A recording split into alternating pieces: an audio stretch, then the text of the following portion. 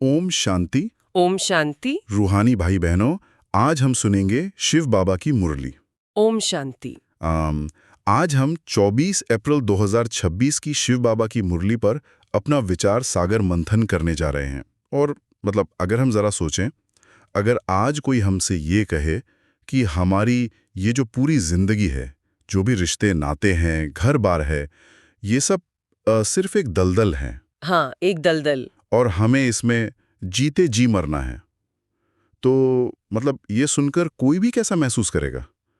शायद बहुत अजीब लगे या थोड़ा डरावना भी लगे। बिल्कुल, किसी को भी लगेगा। लेकिन आज की मुरली कुछ ऐसी ही चौंकाने वाली लेकिन बहुत ही गहरी बात से शुरू होती है। शिव बाबा ने मुरली के मुख्य सार में स्पष्ट रूप से कहा है कि मीठे बच्चे, अब वापस घर जाना है, इसलिए देह भान को भूल अपने को अशरीरी आत्मा समझो, सबसे ममत्व मिटा दो। और यही आज के हमारे इस विचार सागर मंथन का, कह सकते हैं, सबसे मुख्य मिशन है। हमें गहराई से ये समझना है कि कैसे एक आत्मा अपनी तमो प्रधान अवस्था से, यानी जो सबसे गिरा हुआ स्तर है, हाँ, गिरे हुए और उलझे हुए स्तर से उठकर वापस अपनी सतो प्रधान, मतलब अपनी परम पवित्र अवस्था में कैसे लौटती है। और उससे भी बड़ी चुनौती तो ये है ना कि आज की इस भागदौड़ भरी दुनिया में, जहाँ हर तरफ शोर है ना, एक प्रतियोगिता चल रही है। हाँ बिल्कुल, अंधी दौड़ है। वहां रहते हुए भी एक अशरीरी जीवन कैसे जिया जा सकता है। मतलब ये कोई जंगल में जाने वाली बात नहीं है, बल्कि इसी दुनिया की भीड़ में रहते हुए एक नई चेतना में जीने का विज्ञान है। तो चलिए इसे समझते हैं, क्योंकि मुरली की शुरुआत में बाबा ने एक बहुत ही भावपूर्ण गीत का संदर्भ दिया है, मरना तेरी गली में। जी। अब देखिए, रोजमर्रा की जिंदगी में ये जो मरने का विचार है ना, वो ही एक अजीब सी उदासी ले आता है। कोई इसके बारे में बात ही नहीं करना चाहता। हाँ, लोग कतराते हैं। तो क्या ये खुद को पूरी तरह से सुन्न कर लेने जैसा नहीं है? क्या ये विचार थोड़ा डरावना नहीं लगता? डरावना इसलिए लगता है क्योंकि हम खुद को इस शरीर और इस बाहरी दुनिया से पूरी तरह जुड़ चुके हैं। यहाँ दिलचस्प बात यह है कि बाबा किसी भौतिक मृत्यु की बात बिल्कुल भी नहीं कर रहे हैं। अच्छा। ना ही वो हमारी भावनाओं को सुन्न करने के लिए कह रहे हैं। ये एक बहुत गहरी आध्यात्मिक अवस्था है। बाबा समझाते हैं कि ये जो पुरानी दुनिया है, ये अब मिटने वाली है। मुरली में भक्ति मार्ग और इस दुनिया के दिखावे को ना एक दलदल कहा गया है। अब दलदल की खासियत क्या होती है? कि आप जितना हाथ पैर मारेंगे उतना फंसेंगे। बिल्कुल सही। आप जितना बाहर निकलने के लिए संघर्ष करेंगे, आप उतना ही अंदर धंसते जाएंगे। अब आज की दुनिया में ये दलदल क्या है? ये जो सोशल मीडिया की झूठी शान है ना, दूसरों से बेहतर दिखने की जो रेस है, ये वो तनाव है जिसमें इंसान गले तक फंसा हुआ है। हाँ, गले गले तक। तो जीते जी मरने का सीधा सा मतलब है इस पूरी व्यवस्था से, इस दिखावे के मैट्रिक्स से अपनी चेतना का प्लग निकाल लेना। ये सुन्न होना नहीं है, ये तो असल में पहली बार जागना है। प्लग निकाल लेना, वाह, ये बहुत ही सटीक उदाहरण है। इंसान जितनी भौतिक मेहनत करता है इस दिखावे में टिके रहने की, वो उतना ही अपनी असलियत से दूर होता जाता है। बिल्कुल। और जब वो ये मान लेता है कि बस मुझे अब इस पुरानी दुनिया के ड्रामे से कोई लगाव नहीं है, तब वो आजाद होता है। लेकिन आजाद होकर वो क्या बनता है? एक बिंदी। हाँ, एक सूक्ष्म बिंदी। मुरली में जो सबसे बड़ा रहस्य मुझे लगा, वो आत्मा का ये स्वरूप ही है। बाबा कहते हैं कि शरीर तो बहुत बड़ी जगह घेरता है, लेकिन आत्मा एक बेहद छोटी सूक्ष्म बिंदी है। और यहां बात बहुत दिलचस्प हो जाती है। कैसे? कि उस एक अत्यंत सूक्ष्म बिंदी के अंदर पूरे 84 जन्मों का रिकॉर्ड, 84 जन्मों का पाठ नुंधा हुआ है। अगर मैं आज की तकनीक का सहारा लूं इसे समझने के लिए, तो ये ऐसा है जैसे कोई एक बहुत ही छोटा सा माइक्रोचिप हो। हाँ, माइक्रोचिप वाला उदाहरण बहुत सही है। देखने में तो वो सिर्फ एक धूल के कण जैसा है, लेकिन उसके अंदर हजारों फिल्में, सदियों का डेटा और अनगिनत फाइलें स्टोर हैं। एक बिंदी में 84 जन्मों का डेटा, ये कैसे काम करता है? अगर हम इसके पीछे के आध्यात्मिक विज्ञान को देखें ना, तो ये डेटा सिर्फ कोई भूली बिसरी यादें नहीं है। ये 84 जन्मों का डेटा असल में हमारी कंडीशनिंग है, हमारे संस्कार हैं। अच्छा, हमारे संस्कार। हाँ, आज हम जिस तरह से किसी बात पर अचानक गुस्सा हो जाते हैं या किसी चीज से डर जाते हैं, वो प्रतिक्रिया कहाँ से आ रही है? वो उसी सूक्ष्म बिंदी में स्टोर हुए पिछले अनुभवों का एक ऑटो रन प्रोग्राम है। ओह, तो वो सब ऑटोमेटिक चल रहा है। बिल्कुल। और जब बाबा कहते हैं कि खुद को बिंदी समझो, तो वो असल में हमें उस माइक्रोचिप के सोर्स कोड को देखने के लिए कह रहे हैं। वाओ। विज्ञान भी ये मानता है कि जो चीज जितनी सूक्ष्म होती है, उसकी ऊर्जा उतनी ही विशाल होती है। जब हम देह भान में होते हैं तो हम सिर्फ बाहरी स्क्रीन यानी इस शरीर को देख रहे होते हैं, लेकिन जब हम खुद को बिंदी समझते हैं तो हम उस ऑपरेटिंग सिस्टम को अपने नियंत्रण में ले लेते हैं। मतलब सारा भौतिक दुनिया का बोझ उस एक बिंदी की चेतना में आते ही खत्म होने लगता है। बिल्कुल, एकदम हल्कापन आ जाता है। ये तो हुई अशरीरी बनने और उस बिंदी को पहचानने की बात।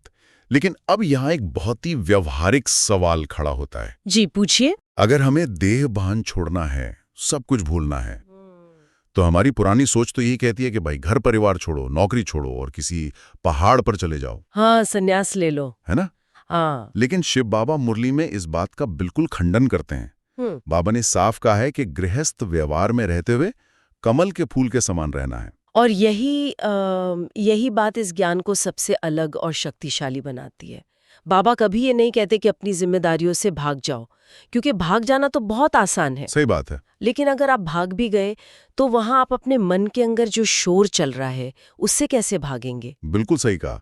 और बल्कि मुरली तो यहां तक कहती है कि जो लोग सेंटर पर रहते हैं, मतलब जो पूरी तरह समर्पित हैं, उनसे भी ज्यादा अच्छा पुरुषार्थ गृहस्थ में रहने वाले कर सकते हैं। हाँ, उन्हें मुरली में महावीर कहा गया है। वे की कहानी होती है ना कि कैसे भील बाहर रहकर भी, जंगल में रहकर भी अपने कड़े अभ्यास से अर्जुन से भी तेज तीर चलाने में होशियार हो गया। इस उदाहरण की गहराई बहुत अद्भुत है। आप देखिए, अर्जुन के पास सबसे अच्छे गुरु थे, सबसे अच्छा माहौल था, जैसे आज के समय में कोई सेंटर पर रह के ज्ञान ले रहा हो। हाँ, सब सुविधाएं थी। लेकिन भील के पास क्या था? केवल उसकी लगन। वो गुरु से दूर था, सुविधाओं से दूर था, लेकिन उसका ध्यान इतना एकाग्र था कि उसने अर्जुन को भी पीछे छोड़ दिया। ये हमें सिखाता है कि कोई भी परिस्थिति हमारी आध्यात्मिक उन्नति को नहीं रोक सकती। ये बात तो सही है, लेकिन मैं इस कमल के फूल वाली उपमा पर थोड़ी चुनौती देना चाहूंगा। जी बिल्कुल। मतलब तो इस सब का असल जिंदगी में मतलब क्या है? कमल कीचड़ में खिलता है, पानी में रहता है, फिर भी पानी की एक बूंद उस पर नहीं टिकती। लेकिन चलिए थोड़ी जमीनी हकीकत की बात करते हैं। हाँ। आज की इस तेज तनावपूर्ण दुनिया में, जहां हर महीने ईएमआई भरनी है ना, ऑफिस की राजनीति झेलनी है, परिवार के 100 तरह के ड्रामे होते हैं, वहां सच में बिना किसी मोह और बिना किसी प्रभाव के एक कमल के फूल की तरह रहना कैसे संभव है? मतलब ये सुनने में बहुत अच्छा लगता है, लेकिन क्या ये व्यवहारिक है? अगर हम इससे बड़े संदर्भ से जोड़ें तो ये एक बहुत ही वाजिब चुनौती है, और इसका जवाब बाबा ने मुरली में कर्मों और तकदीर के सिद्धांत के रूप में दिया है। कमल के फूल के समान रहने का मतलब ये नहीं है कि आप अपने बॉस या परिवार की बातों को अनसुना कर दें या कोई पत्थर बन जाएं। तो फिर क्या मतलब है? इसका सीधा सा मतलब है कार्मिक अकाउंटिंग को समझना। वो जो कीचड़ है ना, वो बाहर के लोग नहीं है। वो कीचड़ हमारे अंदर पैदा होने वाली भावनात्मक उथल-पुथल है। हमारा गुस्सा, हमारा मोह, हमारी अपेक्षाएं। अच्छा, मतलब कीचड़ हमारे अंदर है। हाँ, आज जब बाबा कहते हैं कि ज्ञान और योग से युक्त होकर गृहस्थ में रहो, तो वो आपको एक ऐसा मानसिक कवच दे रहे हैं जिससे आप दूसरों के साथ लेन देन तो करते हैं, इंटरैक्ट करते हैं, लेकिन उनकी जो नकारात्मक ऊर्जा है उसे सोखते नहीं हैं। मतलब हम पानी के बीच में तो हैं, लेकिन हमने एक ऐसा लेप लगा लिया है कि पानी हम पर चिपक ही नहीं रहा है। बिल्कुल। और बाबा कहते हैं कि दुनिया में कोई सुखी है, कोई दुखी है, कोई साहूकार है, कोई गरीब है, ये सब उनके अपने अपने कर्मों का नतीजा है। कर्मों का खेल है। हाँ, जब हम इस बात को गहराई से समझ लेते हैं तो हम दूसरों की बातों पर प्रतिक्रिया करना छोड़ देते हैं, और जो ज्ञान और योग युक्त होगा उसकी उन्नति छिप नहीं सकती, क्योंकि आपके कर्म और आपका व्यवहार ही गवाही देने लगते हैं। और शायद इसी को बाबा ने सर्विस यानी सेवा से भी जोड़ा है ना? बिल्कुल। घर में रहते हुए भी आप बड़ी सेवा कर सकते हैं। मुरली में कहा गया है कि गांव-गांव में चक्कर लगाओ, प्रदर्शनियां करो। एक दिन में 150-200 प्रदर्शनियां। जब एक गृहस्थी इंसान इतनी उलझनों के बीच भी कमल फूल के समान शांत रहकर ऐसी रूहानी सेवा करता है तो वो सबसे बड़ा महावीर बन जाता है, और उसकी तकदीर सबसे ऊंची हो जाती है। ये स्पष्टीकरण बहुत मदद करता है समझने में। मतलब कीचड़ हालात हैं और कवच हमारी अपनी चेतना है। लेकिन इस कमल के फूल जैसा बनने की शक्ति, वो कवच आखिर बनता कैसे है? योग बल और ज्ञान से। हाँ, क्योंकि इसका उत्तर हमें मुरली के अगले हिस्से में मिलता है, जहां शिव बाबा ने भक्ति और ज्ञान के मार्ग की बहुत ही स्पष्ट तुलना की है। बाबा कहते हैं कि भक्ति और ज्ञान में रात और दिन का फर्क है। ये बहुत ही महत्वपूर्ण बिंदु है, क्योंकि अक्सर हम लोग ना भक्ति और ज्ञान को एक ही चीज समझ लेते हैं। बिल्कुल। मुरली में ये साफ किया गया है कि भक्ति मार्ग में शारीरिक मेहनत बहुत है। उदाहरण दिया गया है कि श्री कृष्ण के दीदार के लिए लोग नाधा भक्ति करते हैं, उपवास करते हैं, घंटों घंटों एक जगह बैठे रहते हैं। हाँ, बहुत कष्ट उठाते हैं। लेकिन इतना सब शारीरिक कष्ट सहने के बाद भी क्या होता है, इंसान का दिमाग, उसकी बुद्धि 100 अलग-अलग दिशाओं में भागती रहती है। मन धक्के खाता रहता है। बिल्कुल धक्के खाता है। जबकि इसके विपरीत ज्ञान मार्ग में कोई शारीरिक मेहनत नहीं है। यहाँ सिर्फ रूहानी मेहनत है। मुरली कहती है कि केवल शिव बाबा को याद करने से, जिसे हम योग बल कहते हैं, सारे पाप कट जाते हैं। और इसी योग बल से बिना किसी लड़ाई झगड़े के विश्व की बादशाही मिलती है। जी। लेकिन यहाँ मुझे एक बात समझ नहीं आती। मतलब एक तरफ लोग इतने जन्मों से व्रत, नियम, तीर्थ यात्राएं कर रहे हैं, और दूसरी तरफ बाबा कह रहे हैं कि सिर्फ एक बिंदी पर, उस निराकार परमपिता पर ध्यान केंद्रित करो और सारे पाप नष्ट हो जाएंगे। ओह, इससे एक महत्वपूर्ण सवाल उठता है, ये काम कैसे करता है? हाँ, वही। सिर्फ एक याद से जन्म जन्मांतर के पाप कैसे भस्म हो सकते हैं और नई दुनिया का राज्य कैसे मिल सकता है? इस मैकेनिज्म को समझने के लिए ना हमें उस डेटा वाली बात पर वापस जाना होगा। अच्छा, वो माइक्रोचिप वाला? हाँ, इसे आप एक कंप्यूटर के फैक्ट्री रीसेट की तरह समझ सकते हैं। हमारे जो पाप हैं वो असल में हमारी आत्मा की हार्ड ड्राइव में मौजूद करप्टेड फाइलें हैं, जो हमने कई जन्मों में इकट्ठी की हैं। करप्टेड फाइलें, हाँ। अब भक्ति मार्ग में क्या हो रहा है, हम उन फाइलों को बाहर से सजाने की या स्क्रीन को साफ करने की कोशिश कर रहे हैं, जो कि शारीरिक मेहनत है।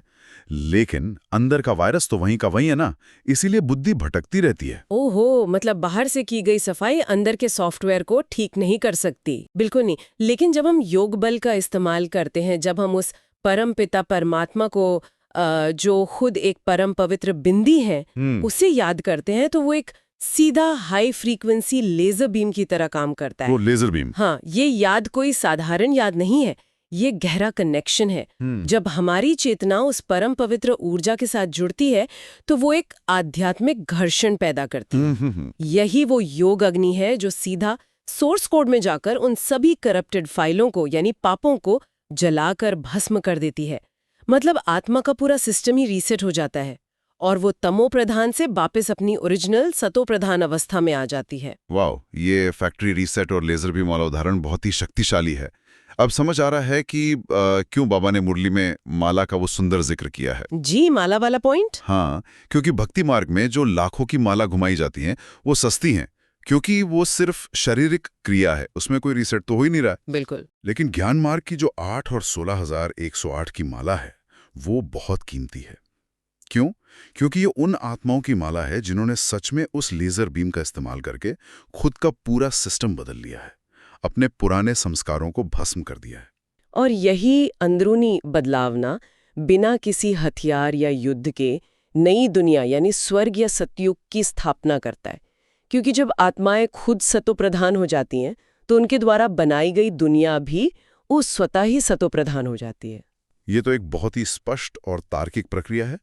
अब जब कोई आत्मा सतो प्रधान बनने की इस प्रक्रिया से गुजर रही होती है, तो इसका उसके रोजमर्रा के व्यवहार पर क्या असर दिखता है?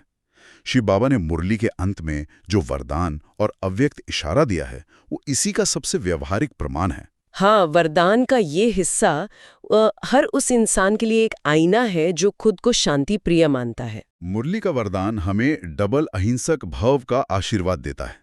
अब देखिए, बचपन से हमने अहिंसा का मतलब यही समझा है कि भाई किसी को शारीरिक चोट न पहुंचाओ। हाँ, मारपीट मत करो, है ना?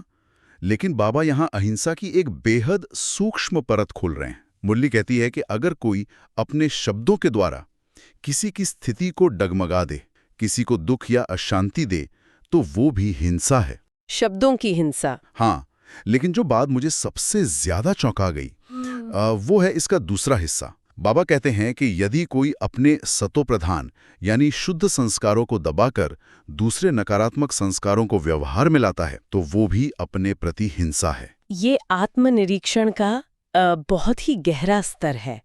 अमूमन हम हिंसा को सिर्फ दूसरों के प्रति देखते हैं, है ना? बिल्कुल। लेकिन बाबा हमें खुद के प्रति होने वाली हिंसा दिखा रहे हैं। इसे समझने के लिए मैं एक बात सोच रहा था। मान लीजिए आपके पास एक बहुत ही बेहतरीन सुरीला वाद्य यंत्र है, जैसे कि एक सितार। वो इतना अच्छा है कि उससे दुनिया का सबसे मधुर संगीत निकल सकता है, लेकिन आप जानबूझकर उसके तार ढीले कर दें और उसे बेसुरा बजाएं, तो ये क्या है? ये तो गलत है। हाँ, ये उस वाद्य यंत्र की मूल प्रकृति के साथ एक बहुत बड़ी हिंसा है। ये एनालॉजी बिल्कुल सटीक है। और अगर हम इसे आज के समाज में देखें ना, तो हम ये हिंसा रोज अपने साथ करते हैं। कैसे? आज के कॉरपोरेट या सामाजिक माहौल में एक धारणा बन गई है कि अगर आप बहुत शांत या सहनशील हैं तो लोग आपको कमजोर समझेंगे। इसलिए कई बार लोग अपनी मूल शांति को, जो उनका सतोप्रधान संस्कार है, उसे दबा देते हैं। हाँ, अग्रेसिव बन जाते हैं। बिल्कुल, वो जानबूझकर थोड़ा आक्रामक बनते हैं या ऑफिस की गॉसिप का हिस्सा बनते हैं, सिर्फ फिट इन होने के लिए। बाबा कह रहे हैं कि जब आप दुनिया को खुश करने के लिए या अपना दबदबा बनाने के लिए अपनी आत्मा के उस सुरीले सितार को बेसुरा बजाते हैं, तो आप खुद की ही आत्मा का कत्ल कर रहे हैं। बाप रे! आप खुद पर हिंसा कर रहे हैं। ये तो सच में रोंगटे खड़े कर देने वाली बात है। फिट इन होने के लिए खुद के शांतिपूर्ण स्वभाव को मारना भी हिंसा है। और इसी बात को आगे बढ़ाते हुए बाबा ने अव्यक्त इशारे में भी कहा है कि महान बनने के लिए शब्दों में मधुरता और नम्रता का गुण धारण करो। जी। आपका एक एक बोल अलौकिक होना चाहिए, फरिश्तों के समान होना चाहिए। क्योंकि जब हम किसी फरिश्ते की कल्पना करते हैं तो क्या वो कठोर या चुभने वाले शब्द बोलता है? कभी नहीं। बाबा चेतावनी देते हैं कि वाणी की शक्ति को व्यर्थ जाने से बचाना है। और ये चेतावनी सिर्फ आज के लिए नहीं है, ये हमारे भविष्य के लिए बहुत बड़ी सुरक्षा है। वो कैसे? क्योंकि बाबा ने मुरली में स्पष्ट किया है कि अंत के समय में हर एक आत्मा को अपने कर्मों का साक्षात्कार होगा। जो कुछ भी हमने किया है वो सब हमारे सामने एक फिल्म की रील की तरह चलेगा। ओहो! उस वक्त अगर हमने शब्दों की हिंसा की होगी या अपने ही शुद्ध संस्कारों को दबाने की हिंसा की होगी तो इंसान को बहुत भारी पछतावा करना पड़ेगा। मुरली के शब्द हैं कि हजार हजार रोना पड़ेगा। हजार हजार रोना पड़ेगा। इसलिए ये बहुत जरूरी है कि हम अपनी वाणी और कर्म दोनों में संपूर्ण शुद्धता लाएं और डबल अहिंसक बने। ये सच में एक बहुत बड़ा अलार्म है हम सबके लिए। हमारे शब्द सिर्फ हवा में नहीं खो जाते, वो हमारे कार्मिक अकाउंट में दर्ज हो रहे हैं। बिल्कुल। अब हम इस विचार सागर मंथन के बिल्कुल अंतिम पड़ाव पर आ गए हैं। इस पूरी चर्चा को समेटते हुए मैं उस प्रेरणादायक सौगात की तरफ बढ़ना चाहूंगा जो शिव बाबा ने मुरली के अंत में एक बहुत ही शक्तिशाली स्लोगन के रूप में हमें दी है। हाँ, वो स्लोगन तो अपने आप में मानव मनोविज्ञान का एक पूरा ग्रंथ है। बाबा ने स्लोगन में कहा है, सत्य के साथ असत्य मिक्स होते ही खुशी गायब हो जाती है। अगर हम इस एक वाक्य पर गहराई से चिंतन करें तो हमें अपनी आधी से ज्यादा उदासी और अवसाद का कारण मिल जाएगा। हमारी रोजमर्रा की जिंदगी में हम कितनी बार समाज के दबाव में, दूसरों की नजरों में अच्छा दिखने के चक्कर में अपनी आंतरिक सच्चाई के साथ झूठ की मिलावट कर देते हैं। बहुत बार करते हैं। हम अंदर से टूटे हुए महसूस कर रहे होते हैं, लेकिन बाहर एक बड़ी सी परफेक्ट स्माइल चिपका लेते हैं। और फिर हम खुद से ही सवाल करते हैं कि भाई हमारे पास तो सब कुछ है, नौकरी है, परिवार है, पैसा है, फिर भी हम अंदर से खुश क्यों नहीं है? हमारी खुशी कहाँ गायब हो गई? बिल्कुल, वो खुशी इसलिए गायब हो जाती है क्योंकि हमने उस सत्य में, यानी जो हमारी ओरिजिनल आत्मा की स्थिति है, उसमें असत्य को, उस देहभान और दिखावे को मिला दिया है, मिलावट कर दी है। हाँ, ये मुरली हमें बहुत गहराई से सोचने पर मजबूर करती है कि क्या सच्ची और स्थायी खुशी का रहस्य कुछ और पाने में नहीं है, बल्कि सिर्फ और सिर्फ बिना किसी मिलावट के अपने सत्य स्वरूप में जीने में है। जी। जहां ना शब्दों में कोई कड़वाहट हो, ना संस्कारों में कोई दिखावा हो, बस एक पारदर्शी सत्य। क्योंकि जब आत्मा अपने उस बिंदी स्वरूप में टिकती है ना, जो कि उसका परम सत्य है, तो वहां कोई असत्य टिक ही नहीं सकता। सही बात है। और जहां केवल सत्य है, वहां खुशी का होना कोई प्रयास नहीं है, वो आत्मा का प्राकृतिक स्वभाव बन जाता है। क्या बात है। ये एक बहुत ही खूबसूरत और गहरी प्रेरणा है। हम सब अपनी जिंदगी में ये निरीक्षण करें कि हम कहाँ-कहाँ सत्य में असत्य की मिलावट कर रहे हैं और उस मिलावट को निकालकर अपनी सच्ची खुशी को वापस पाएं। बिल्कुल। इसी अंतिम विचार के साथ हम आज के इस विचार सागर मंथन को यहीं विराम देते हैं। इस पूरी मुरली और इसके गहरे संदेशों पर अपना चिंतन जरूर करते रहिए। ओम शांति। ओम शांति।